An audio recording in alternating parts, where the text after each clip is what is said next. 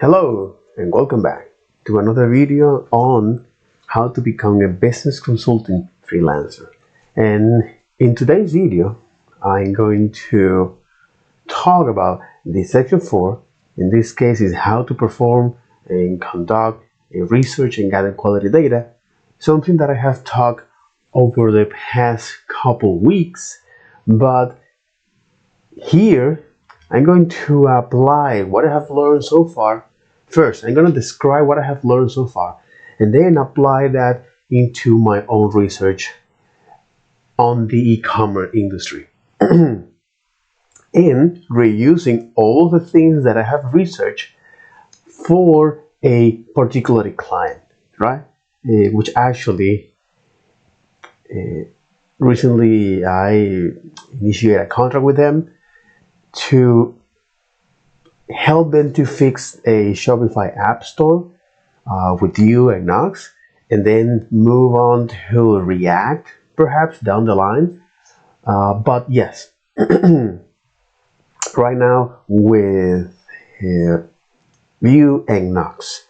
So the whole point of this is to refresh some content and most of the time is refresh content and refresh content. So this course, which is divided in 5 sections. So the first section we talk about is the fundamentals of starting building a freelance consulting career.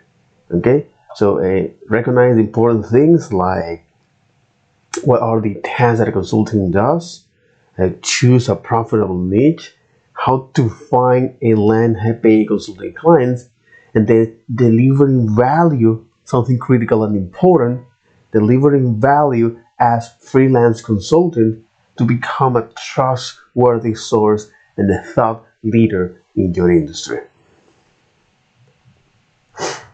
So the first section, okay, I'll talk about is the getting started building a freelance consulting career. So recognize what are the tasks that a consultant does, which is conduct a research, analyze the data, and then present result, as well as identify yourself here and which niche would you like to dedicate or where you have interest, as well as the fundamentals, in other words, is how consulting success looks like, and that is, well, that you have cash flow, you have you have security and flexibility. Security by having multiple sources of income, and the security and flexibility because now you can schedule your own time. You can be much more efficient and dedicate quality time to work as well as quality time to other stuff and things. Okay, so after that, then I saw how to get the most from your consulting service from your suggestions and expertise. And this is something that, again, Paul Mendes, the Zero to Mastery Structure, mentioned, which is niche down, bro. Niche down. Or in this case, is find a niche that you have interest in, and then align yourself with a platform and solely focus on over-delivering value to the client. Again, in a professional sense, or at least in your profession, niche down is a very good advice. However, for your personal brand, does not. It's actually it's not a good strategy. But in any case, also I look at how to earn the most for your consultants, your suggestions and recommendation. And remember that is that, right?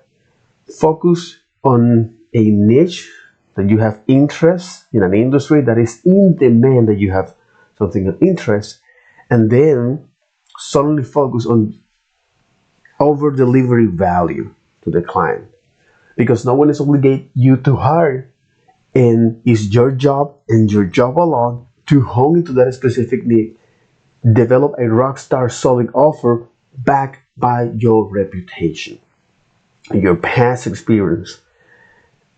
So then things like how to get the most for your time or productivity tips, like, well, use the matrix Eisenhower, or the Eisenhower matrix in this case, uh, for decision making. So things that are important and urgent, do that today.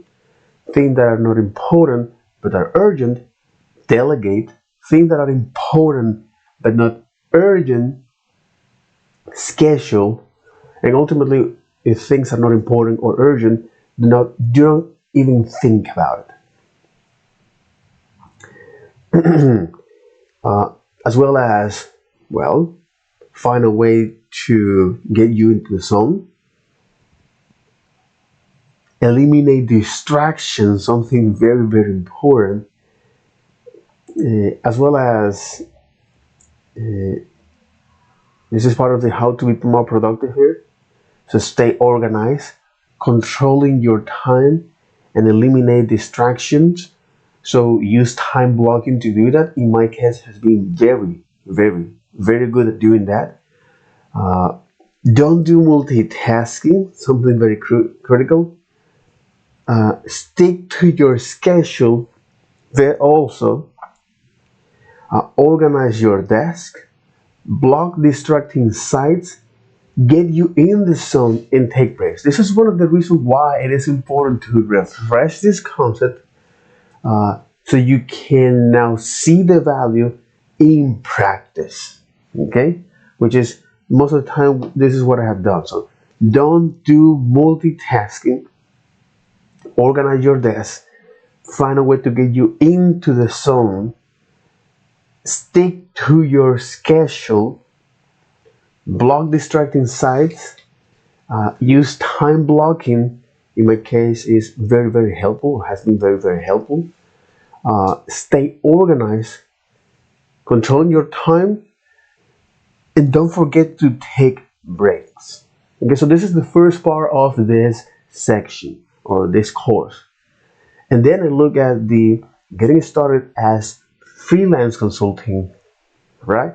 And this is, well, identify your strengths and weakness, things that you have excelled, or you have experience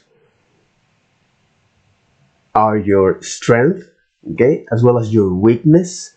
Identify your weakness as well, and focus. They say focus on your strength, which is good, right? But down the line, you need to also dedicate and to improve in your weakness. So, for example, in your communication skills. Why? Because this is something crucial, especially as a consultant, that you need to do. Because at the end of the day, the client is paying you not only for the value you provide, but how you communicate your solutions. So the section 2 is something that talk about that. Also recognize the type of freelance work, okay, whether it is training and teaching by creating multiple courses of what you have done, as well as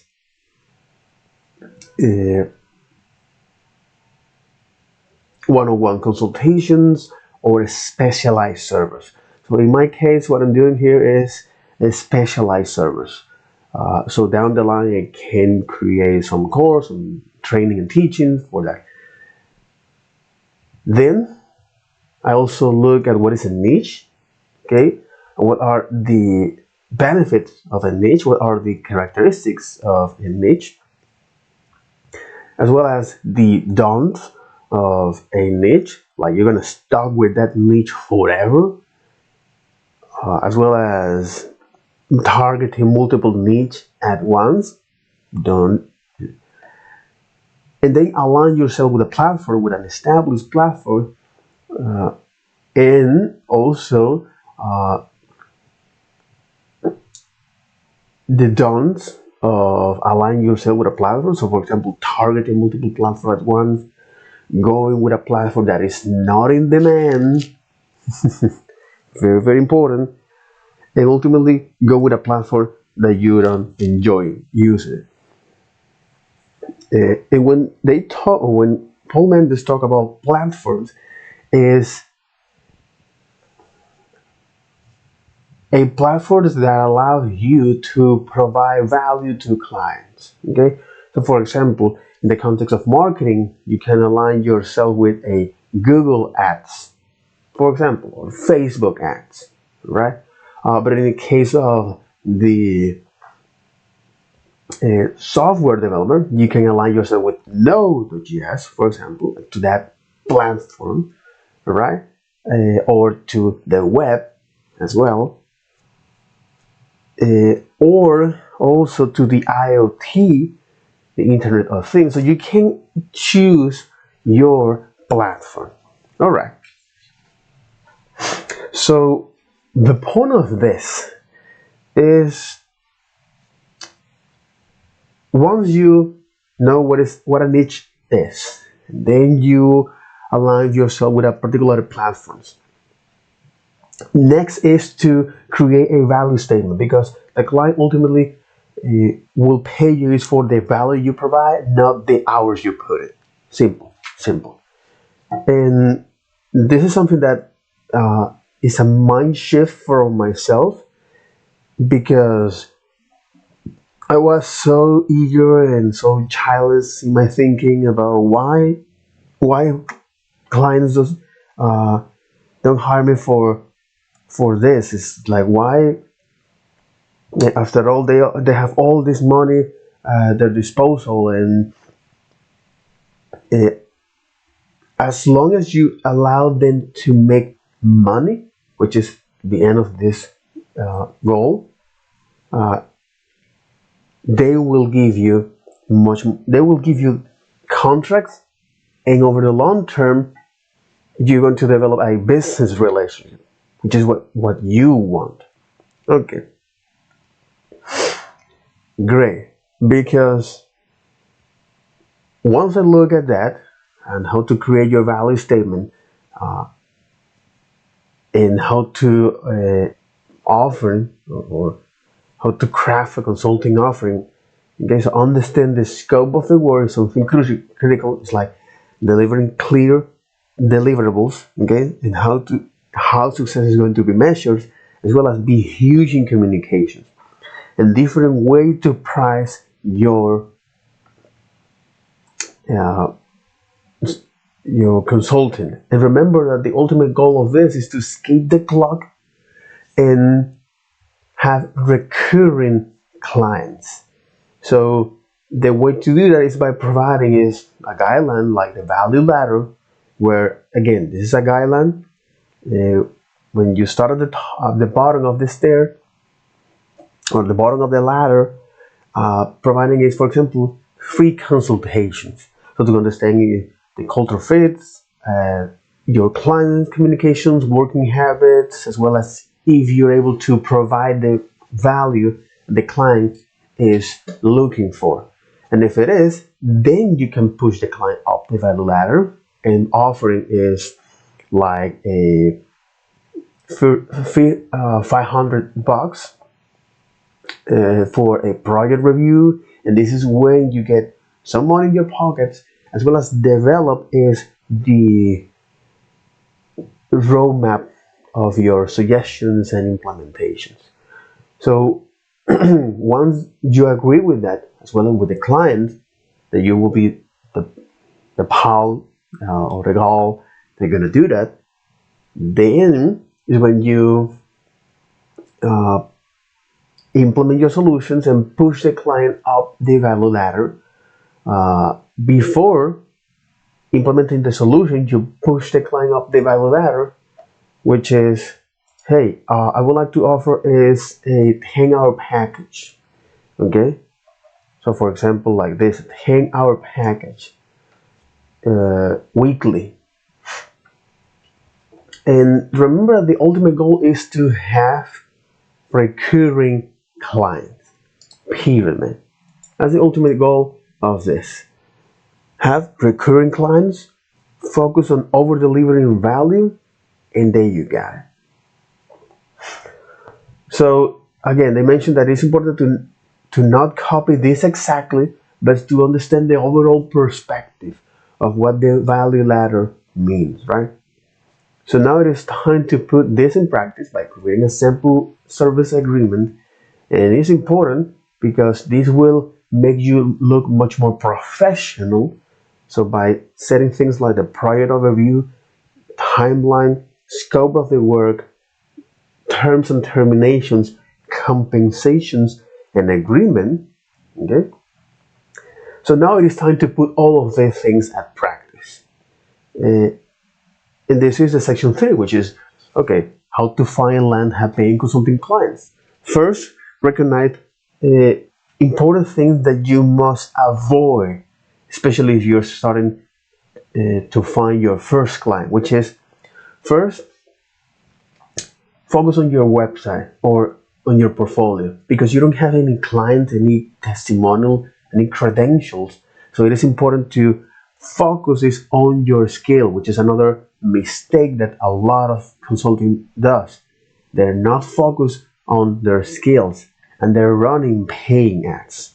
Why? Because you need to do that organically. Find a client, start to reach out to them, see if you can solve their problems. If it is, then offer making an offering, and ultimately provide value, and you will slowly gain traction to that. So then I look at the place where you can find, which is Upwork, this online. This is one of the top worth online platform for finding and connecting consultants or freelancers with companies or clients, as well as your existing network or the employment sites, which again, it doesn't align 100% to the freelance or the consulting, but it allows you to gain some traction as you move down the line to that path. Also recognize some, especially if you're starting here to build your clients, okay, or building this business relationship with your client, it is important to use tools like your CRM, okay, like HubSpot, so you can keep track every interaction that you're having with any sell leads or potential clients or recurring clients, because you're not here to do one project once in a blue moon, because after all, this is not what you want in your business. You want here is to provide value, solve the problems, and over the long run, build a business relationship. Okay?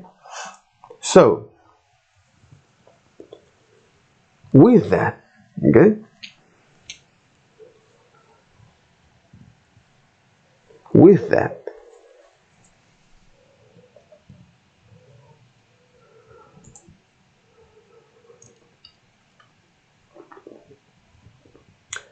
then I also look at the consultation tips that help you stand out, like show your face, as well as remember that this is a numbers game. And in my case, that's what happened to me when I finally, after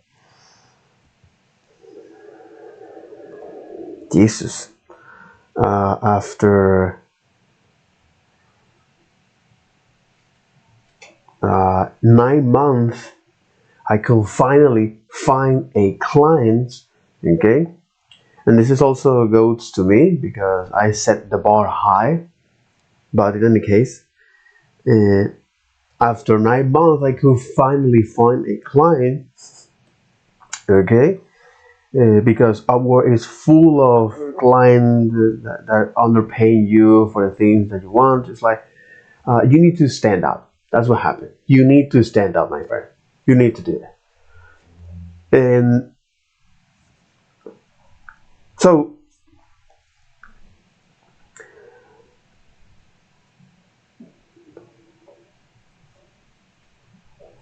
once I look at this consultation tips, in this case, to recognize that, so show your face is important as well to create a distinction between your digital avatar and yourself, and then focus on or remember that this is a numbers game, and ask yourself questions or ask yourself, what am I doing today?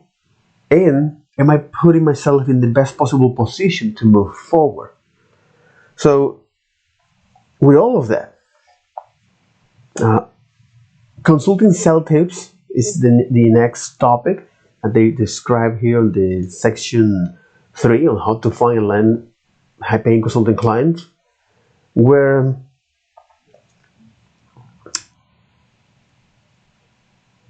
things like listen more, be an active listener because you want to hear what the clients say, you want to understand and read between lines, you want to see their body language, because you can use all of this fact finding to kind of guide you where the conversation is going, and from there land your and land additional clients.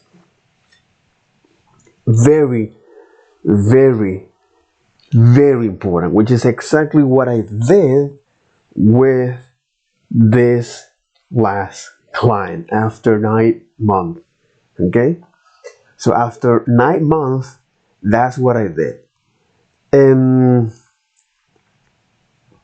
listen more, in this case with the client, so understand what are their needs.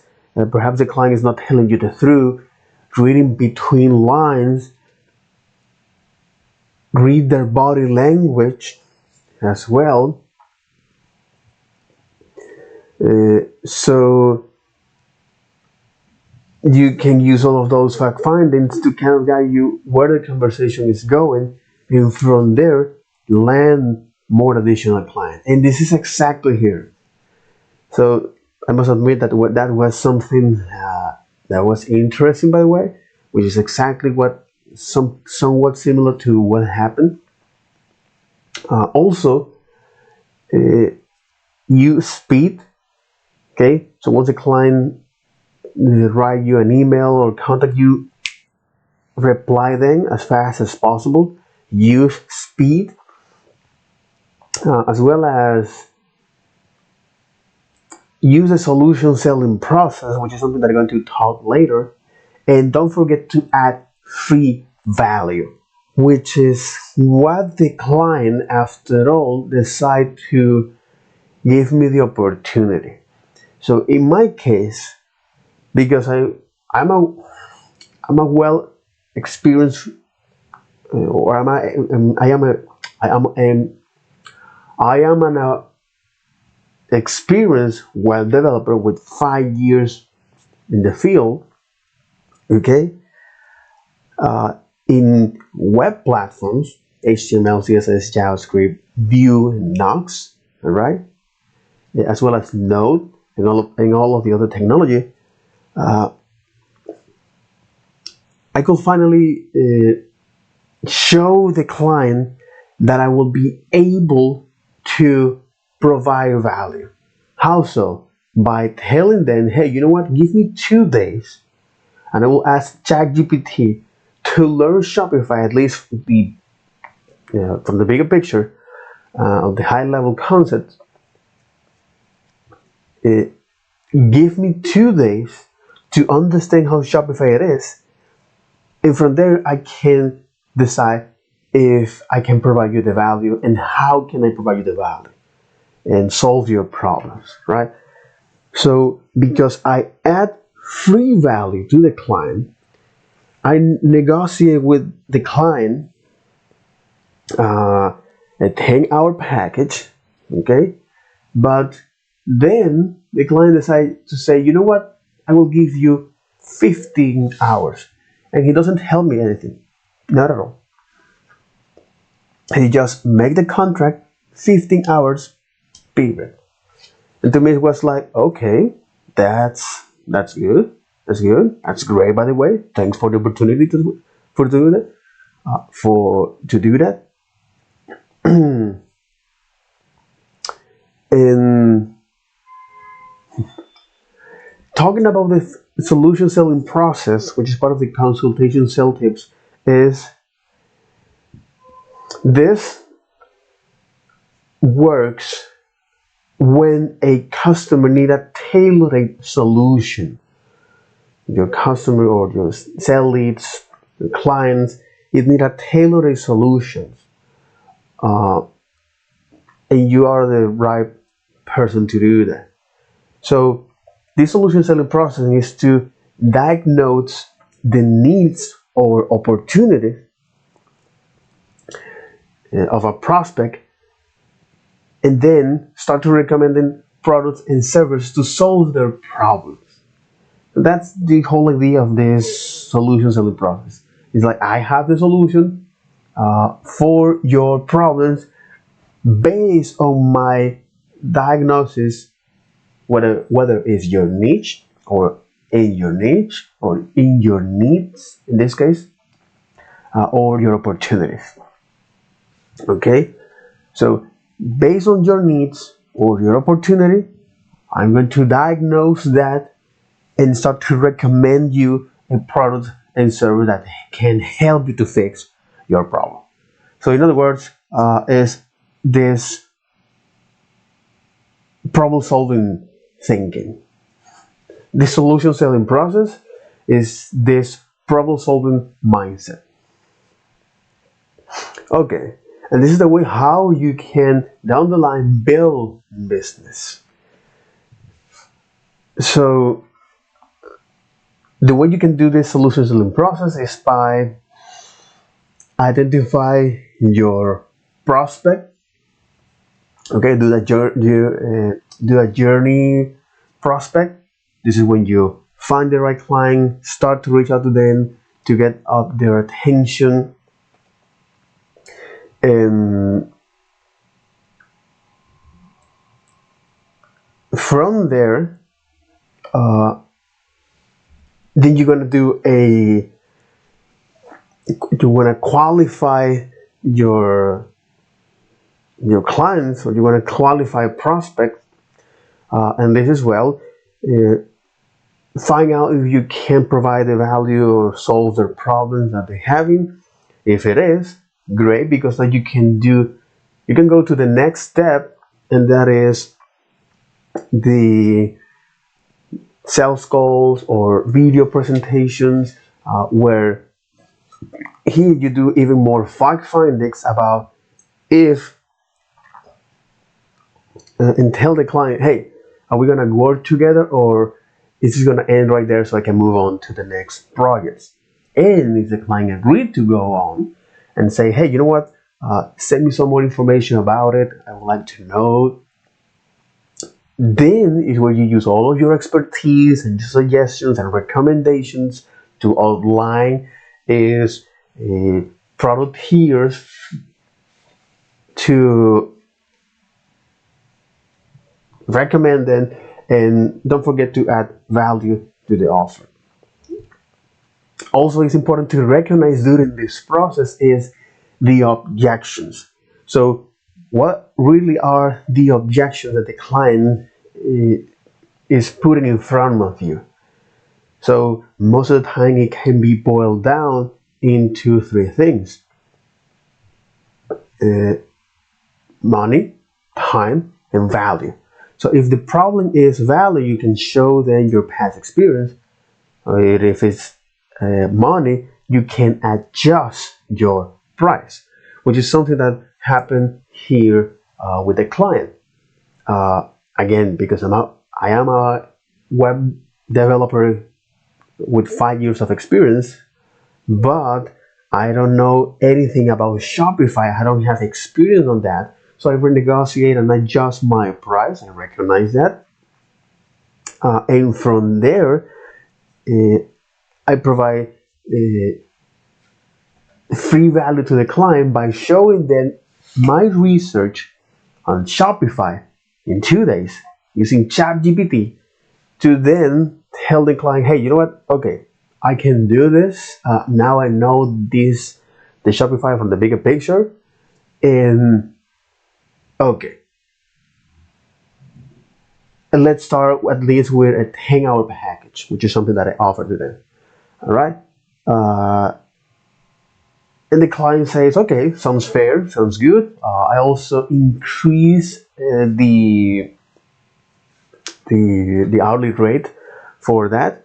And the whole point of this is by setting is a fixed hourly rate, I can focus is on delivering value,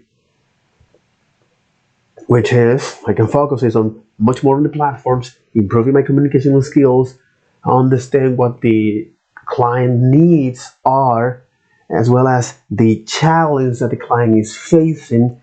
And remember that the ultimate goal of this is to make the client money. Period.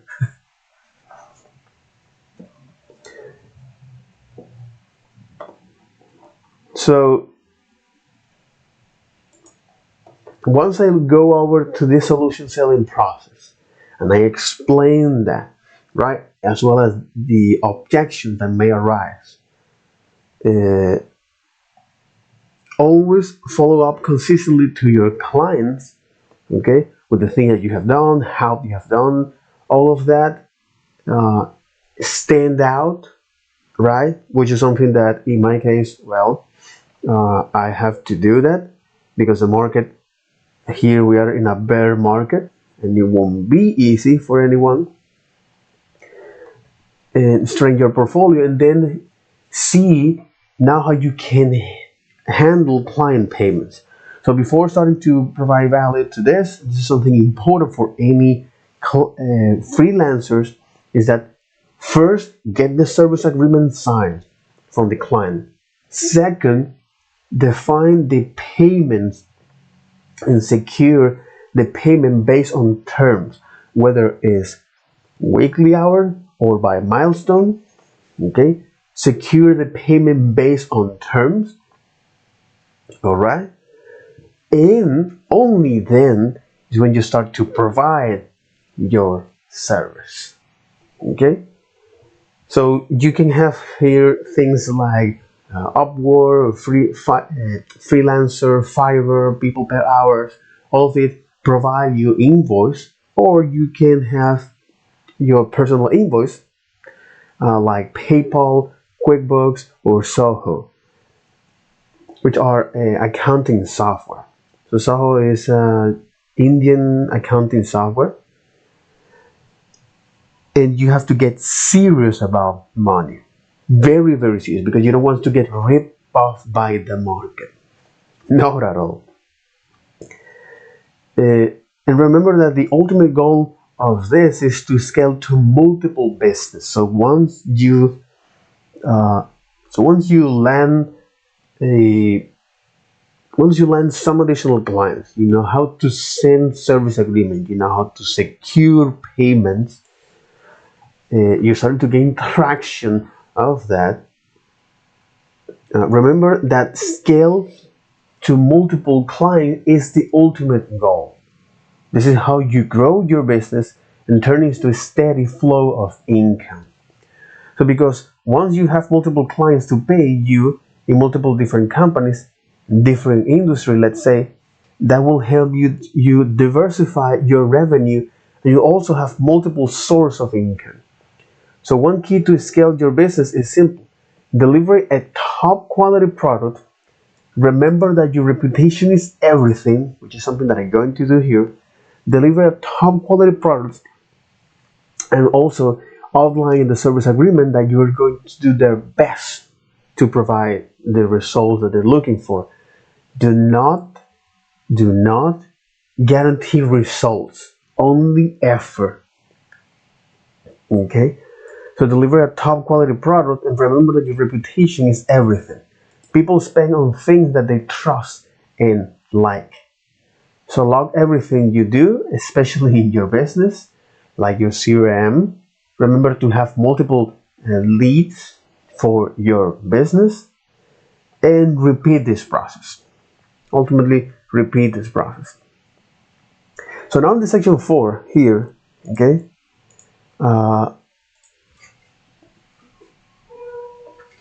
I made this recap of this entire course, at least the first, the second, the third section, is to understand much more what am I going to do here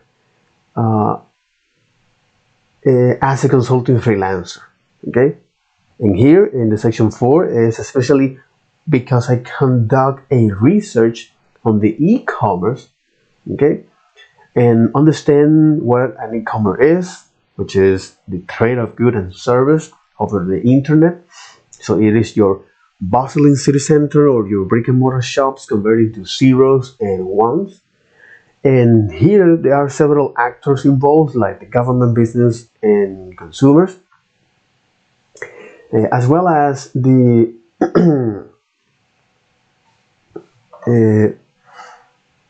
different types of e-commerce and how all of these actors relate each other.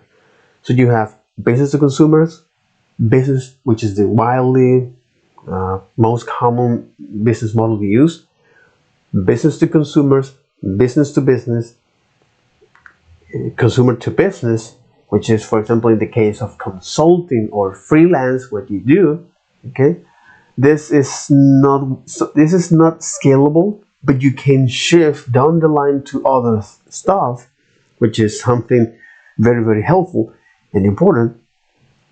So yes, C2B, consumer to business, then enter the government here. Also, the consumer to consumer is another, which is another widely business model. So, for example, in place like Etsy or Amazon Marketplace, okay, consumer to consumers. Then enter here the government, okay. So like the government to business, government to consumers, as well as the consumer to government. And some examples for this business model, okay. So example of business to consumer, you have online retailers like Amazon, Costco, Target, subscription service such as Netflix, Spotify, and recently Twitter, digital marketplace like Etsy or eBay, ordering food and delivering service like Grubhub or Uber Eats, DoorDash, online travel and booking such as Expedia, Booking.com's Airbnb, you know. An example of business to business, things like online marketplace such as Amazon business, eBay business, Alibaba, EDI, electronic data interchange, which is traditionally paperwork like purchase order or invoice. Now it is done electronically, and they can be interchanged across other business paperwork in a secure way.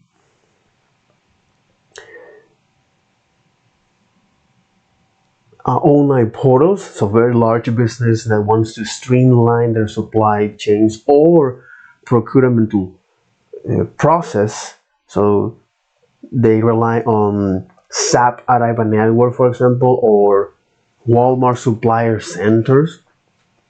Wholesale e-commerce, so when manufacturers and distributors sell directly to business, such as Grainger or Uline. On the US, of course, business-to-business payment solutions like PayPal or Stripe, right?